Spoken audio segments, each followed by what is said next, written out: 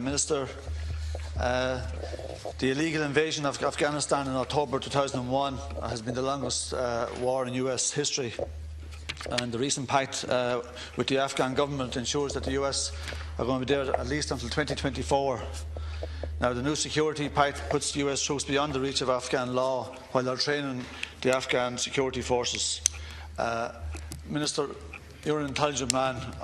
For the life of me, I don't see how you can argue that the presence of foreign troops, be they Irish, American or any other country, can be helpful in this situation, given the decimation that they have carried out in the last 13 years in the country. Thank you. Minister number 8.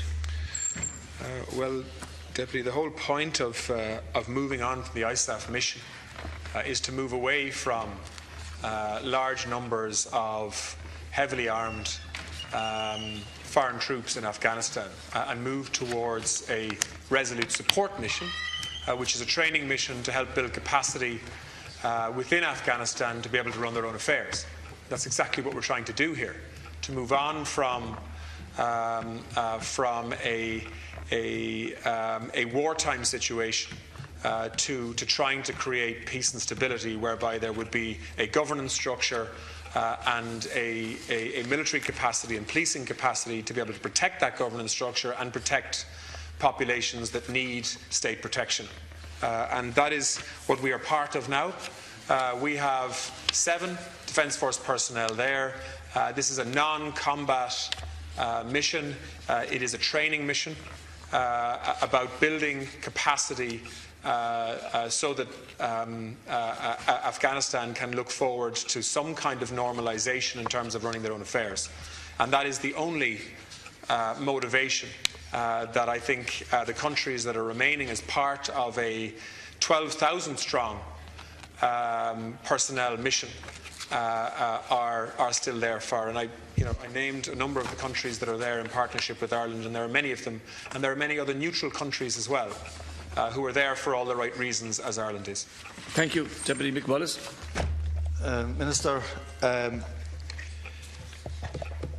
don't accept for 1 second that the US involvement and their allies in Afghanistan, in Iraq, in Libya have contributed 1 iota to improving the lifestyle and conditions of the ordinary people in these countries.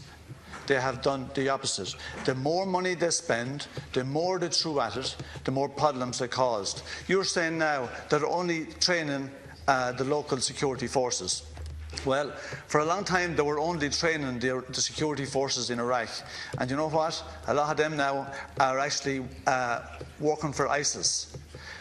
ISIS have captured loads of the US equipment which couldn't be used by anyone who wasn't trained by the US military. Loads of the present ISIS forces have been trained by the US. What sort of turmoil are we sown in Afghanistan? And only last year, Rolling Stone magazine published a video of Afghan security forces torturing prisoners, torturing them. I wonder where they learnt that. Thank you. Minister, Afghanistan would be a better place when we move out of it, not just us. And our 7 are obviously only a token gesture, since we're such a minimal number in comparison to all numbers. So it's really kind of a token offering on our part, just to be shown to the Americans that we are supporting you. Thank you. And some people have even suggested that the beef deal was almost a return for this. Minister. That's a ridiculous thing to say, with all due respect. Great. Minister, the floor. I think we need to get things into perspective here. The reason why the US launched a military campaign in Afghanistan was post 9/11, when there was considerable proof that there were terrorist training camps in Afghanistan, and subsequently, since then, mistakes have been made, yes. And there are huge challenges in Afghanistan as a country to create a functioning, normalised state there.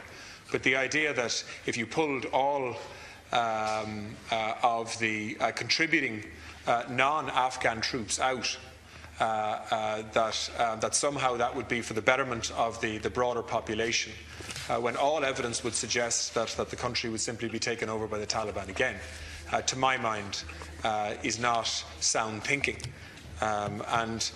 We are playing a small part in contributing to an effort to create the capacity in Afghanistan to be able to run their own affairs. Thank you, Minister. Both from a security point of view and a governance point of view. And that contribution is welcomed by the government in Afghanistan in their efforts to do that. Thank you. And as long as we can continue to make a positive contribution, we will continue to do Deputy Wallace. Minister, we're going to have to differ on why the Americans bombed Afghanistan.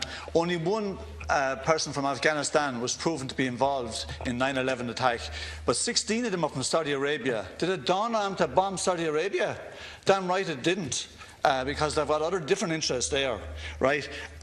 There's the elections that you're talking about and the fear of the Taliban. The last elections were rigged, and there is warlords and all kinds of torturers involved in the present regime, and it's not something to be lauded. And the people, the ordinary Afghan people, are the people who are losing. When America bombed them, Bush actually asked turn over bin Laden, and they said, have you any proof he was involved? And they hadn't any. So Bush said, okay, well, we're going to bomb you till you give them to us. So they started bombing them. Do you know what he said then? A month later, he says, we're going to bomb you until you overthrow your own government. So they were bombing the civilians of Afghanistan so that they would overthrow their government. It was the most mindless, stupid war that ever took place, Minister. Thank you, Deputy. It is just nonsense. And the idea that we still have 7 troops there just doesn't make any sense. And we should be washing our hands of it and getting out of it. Thank you. The militarisation of this whole region has done so much damage worldwide. Thank you. Minister.